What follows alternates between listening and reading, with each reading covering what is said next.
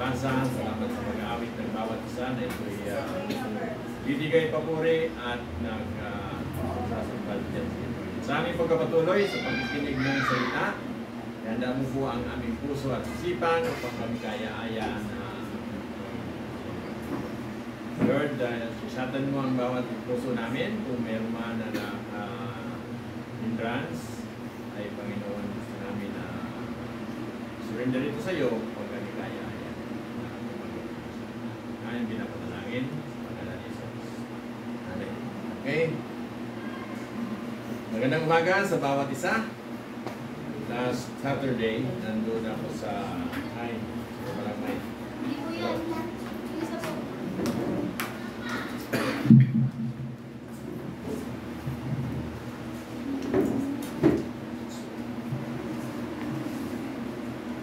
Last Saturday, nandun ako sa La Union. Attend kami ng funeral service.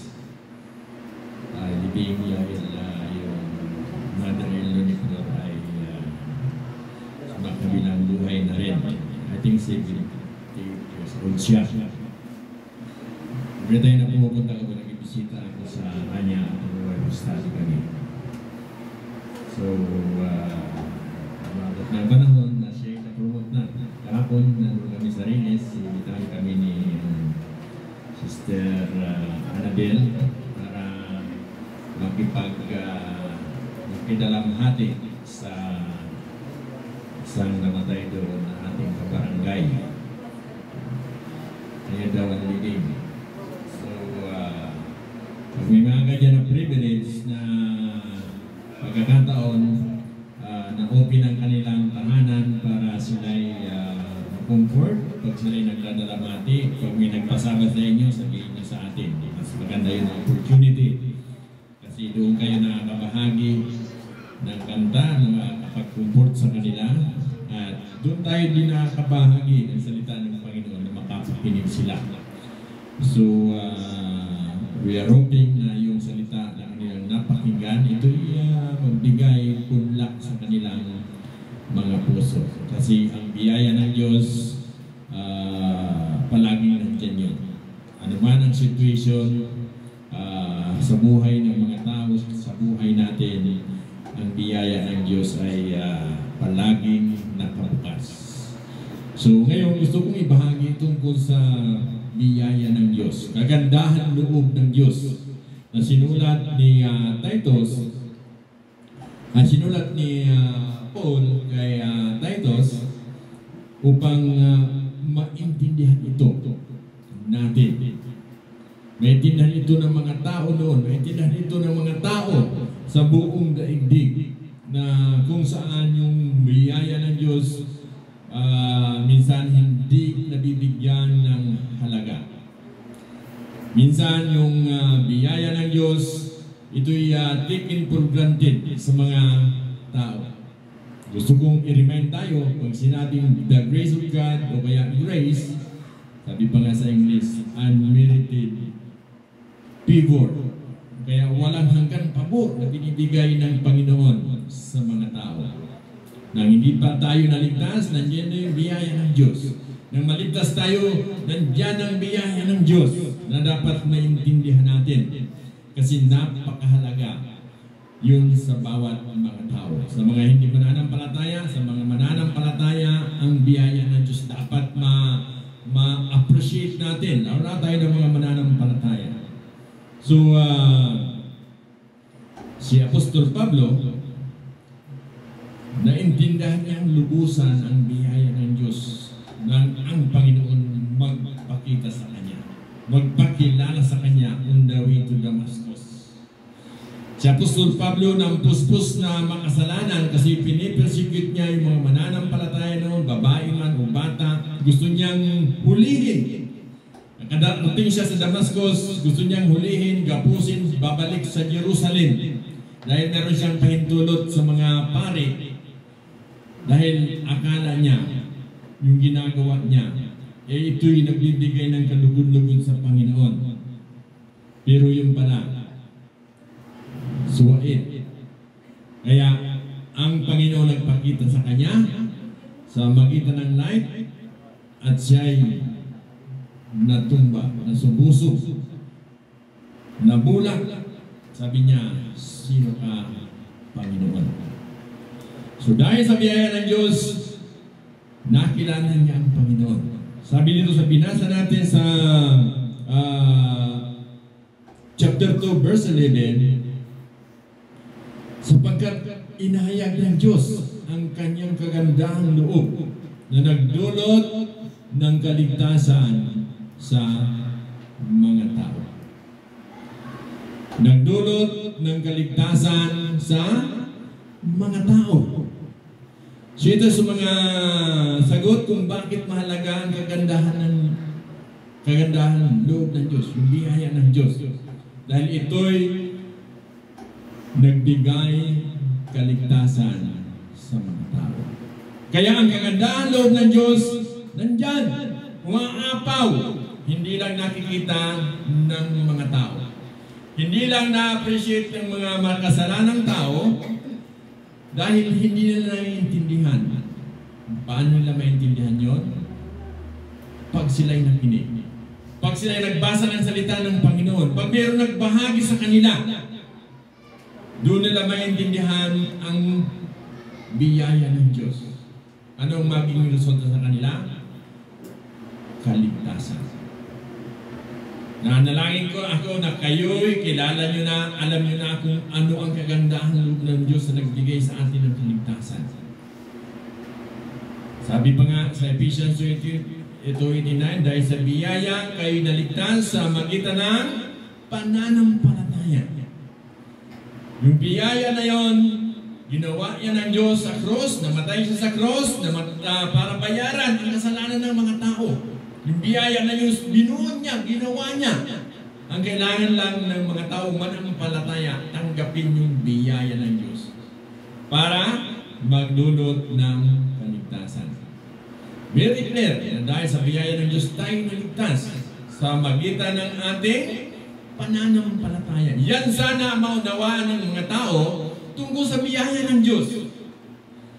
Kaya lang yung mga tao, parang hindi sila makumbinsi na yung biyaya ng Diyos sapat na sa ating kaligtasan na panampalatayaan mo yun. Bakit sinasabi ko na hindi sapat sa kanila? Kasi they are trying their best.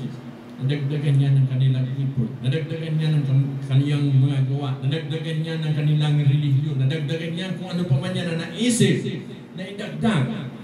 Hindi nila maintindihan, nasa panahon tayo ng biyaya ng Diyos na ang kaligtasan ay buong buo na binibigay ng Panginoon.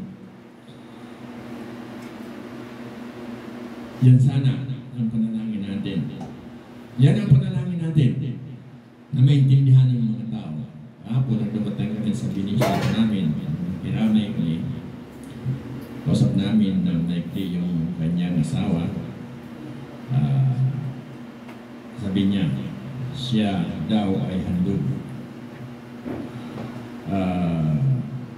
Pero si Sister Annabelle, nag-approach siya ko kasi naghahanap sila ng manalangin doon sa Divine Apostolic Manalangin. It's good. Sister Annabelle, sabi niya, okay, we have a pastor kung gusto mo. Karoon tayo ng servisyo at manugod naman na tinanggap at nandoon tayo. So, nabig sabihin noon na siya ay handog. Sabihin, bata pa siya, yung kanilang mga magulang, nakasali sila sa isang simbahan na kung saan pagkaigin nandun doon, naniniwala sila na sila ay kaparte ng simbahan na yun. Nakaparte sila na maliligtas. Kaya nga lang ang problema ng simbahan na yun, sabi nila, pag hindi ka nakasali ng aming simbahan, hindi ka naligtas. Dapat manatili ka na palaging balik-balik sa kanila para masigurado mo ang kaligtasan. Sa panahon na hindi ka na nakakabalik dahil may problema ka, may personal, ano pa man, sasabihin nila, hindi ka nakasali sa amin. Therefore, hindi ka na ligtas. Nakakalungkot, no? Hindi ganyan ang biyaya ng Diyos na dapat makaligtas sa atin. Na pwedeng i-disqualify ng isang relihiyon. Na pwedeng sabihin ng isang relihiyon, hindi ka na kasali. Hindi ka na maliligtas. Kami lang ang maliligtas. Ibig sabihin nila, yung kaligtasan, nabuo lang yan noong 1914 dito sa Pilipinas. Before that, walang kaligtasan kasi wala pa naman yung sinasabi nila ng relihiyon na yun. Nakakalungkot, no? Kung makilala nyo yung relihiyon na yun, I hope, ang ibasikin nyo, narinig nyo niyan, pero I hope kung may magturo man sa inyo, nasabi nila sila lang ang ligtas, at tinuturo nila na si Kristo ay hindi Diyos, nakakalungkot. Kasi kulang. Maybe magandang pakinggan yung kanilang tinuturo, pero pag saliksikin mo, nagkulang sila sa biyaya ng Diyos. Kasi yung biyaya ng Diyos hindi sapat sa kanila. Dapat dagdagan nila kung ano yung sinasabi ng kanilang relihiyon. Pero ang biyaya ng Diyos na tinuro ni Apostol Pablo, buong-buo. Kahit anong kasalanan ng tao, pili tayong maligtas. Pag natanggap na natin yung kaligtasan na yon, may mga time, minsan nagkakamali tayo. May mga time na nagkakasala tayo, pero hindi yun sapat. Para yung biyaya ng Diyos na binigay sa inyo, pwedeng sabihin ng isang grupo, uy, nagkasala ka, Brad. Hindi ka na kasali. Hindi na. Sapat sa iyo ang biyaya ng Diyos. Kasi hindi ganyan ang tinuturo. Ang biyaya ng Diyos na sinabi dito na Apostol Pablo, pinahayag ang kandahan loob ng Diyos, nagdulot ng kaligtasan sa lahat ng tao. So yun, ang kagandahan loob ng Diyos na dapat maintindihan natin. Balik-balik natin na binabanggit kung paano tayo naligtas dahil sa biyaya ng Diyos. Sa magitan ng ating pananampalataya, hindi tayo sa ating magawa. I hope, buo yun sa inyong mga puso, sa inyong isipan na tayo naligtas sa biyaya ng Diyos. Ano pa? Makikita natin dito. Bakit mahalaga ang kagandahan loob ng Diyos, ang biyaya ng Diyos?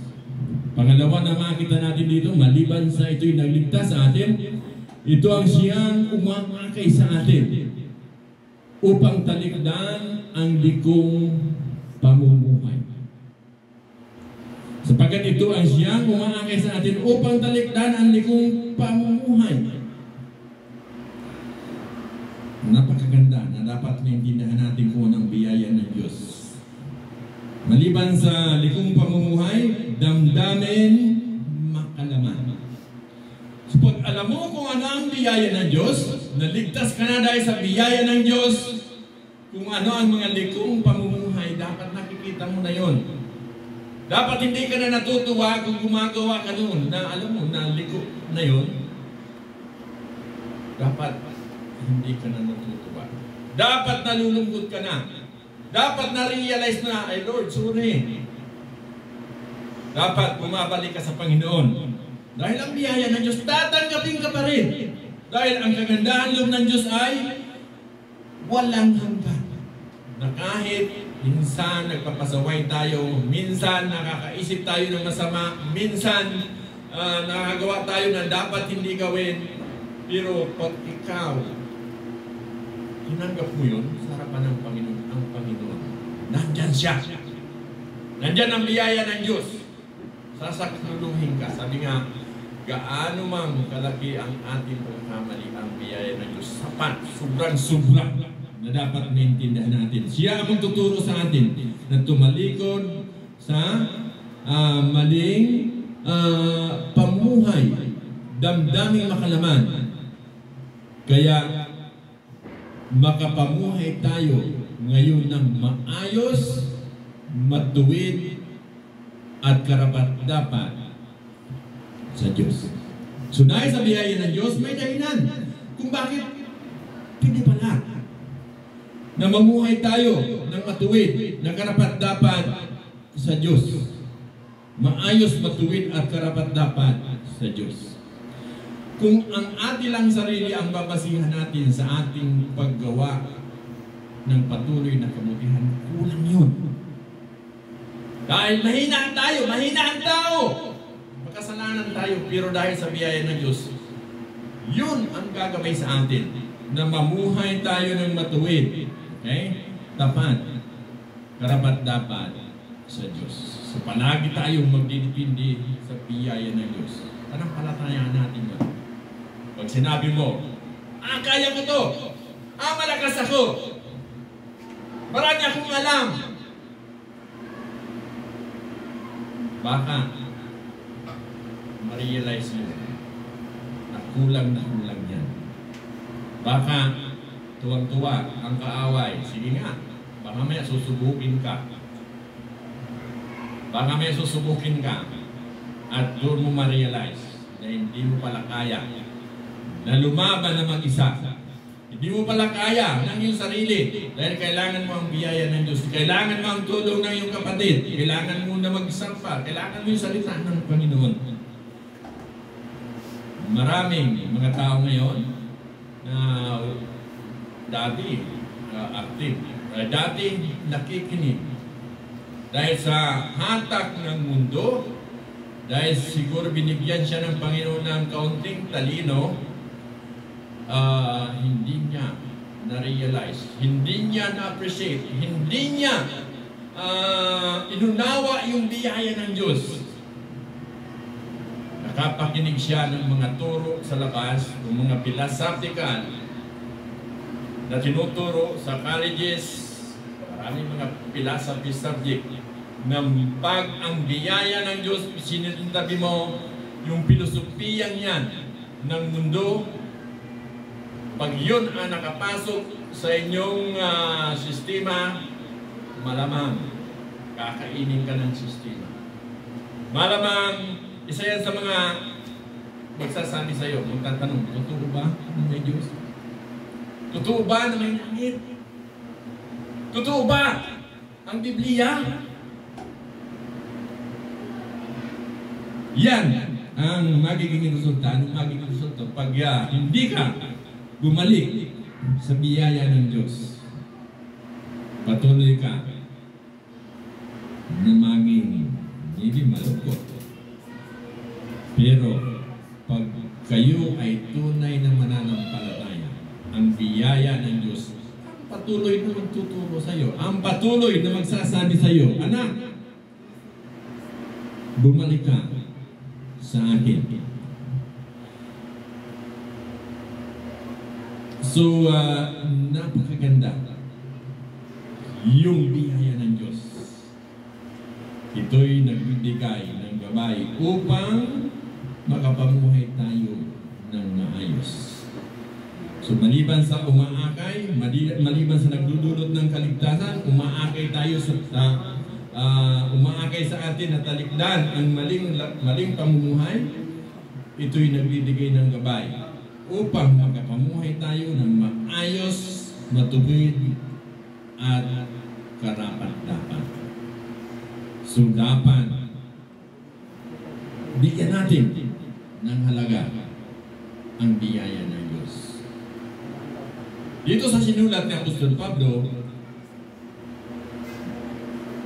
bigyan ka sa atin magtatanong, paano natin may bumuhay yung biyaya ng Diyos?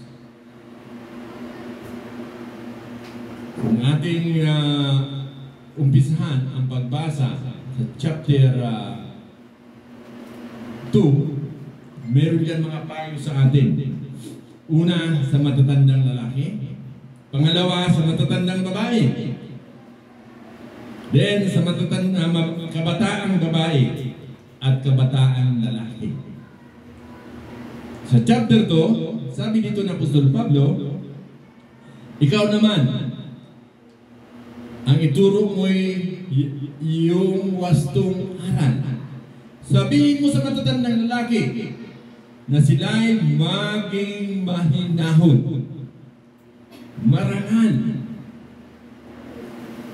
matimpi, matatag sa pananampalataya at pag-ibig at matyaga. So napaka-ganda ang sinabi ng Apostol Pablo, straight para sa matatandang lalaki. Mahinahon, marangal, mapagtimpi, matatag sa pananampalataya at pag-ibig at matyaga. Hindi na kailangan na elaborate natin ang sinabi ito ng Apostol Pablo. Pag nabasa mo ito, common sense. Alam natin kung ano ang mahinahon, kung ano ang marangal, kung ano ang mapagtinti, kung ano matatag, pag-ibig at matyaga. So, sabi na ito, mahirap intindihin ang salita ng Panginoon. Dito hindi mahirap, pero very common yung mga words dito na imposible na hindi natin maintindihan. Sa mga matandang babae, ano naman sabi ng Apostol Pablo? Sa verse 3, sa matatandang babae naman, sabihin mong sila ay mamuhay ng maayos. Huwag maninirang puri. Huwag mahilig sa alak. Magturo sila ng mabuti upang maakay nila ang mga kabataang babae. Sa panahon ni Apostol Pablo sa Crete, mas mahilig pala yung mga babae sa alak. Kasi ito nabanggit sa ating sosyedad, hindi mahilig. Bibihira lang yung mga babae na mahilig sa alak. Kabaliktaran. Pero sinabi ko na Apostol Pablo. At ano pa? Sabi niya, mamuhay kayo ng maayos. Akayin ang mga kabataang babae. So, obligasyon ng matandang babae na sila ang magturo sa mga batang babae.